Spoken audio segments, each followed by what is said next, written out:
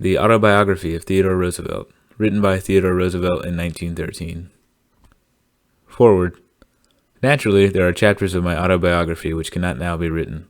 It seems to me that, for the nation as for the individual, what is most important is to insist on the vital need of combining certain sets of qualities, which separately are common enough, and alas, useless enough. Practical efficiency is common, and lofty idealism not uncommon. It is the combination which is necessary, and the combination is rare. Love of peace is common among weak, short-sighted, timid, and lazy persons. And on the other hand, courage is found among many men of evil temper and bad character. Neither quality shall by itself avail. Justice among the nations of mankind, and the uplifting of humanity, can be brought about only by those strong and daring men who with wisdom love peace, but who love righteousness more than peace. Facing the immense complexity of modern social industrial conditions, there is no need to use freely and unhesitantly the collective power of all of us, and yet no exercise of collective power will ever avail if the average individual does not keep his or her sense of personal duty, initiative, and responsibility.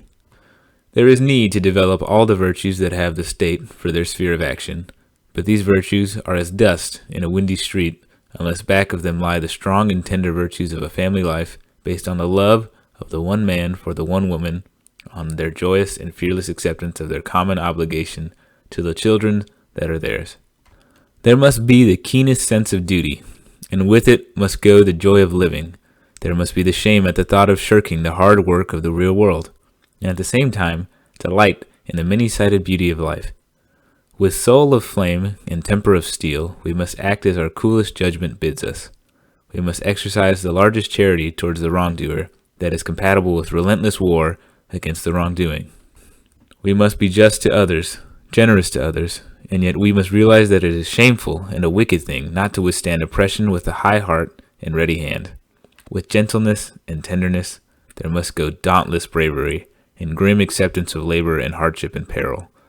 All for each, and each for all, is a good motto, but only on condition that each works with might and main to so maintain himself as not to be a burden to others.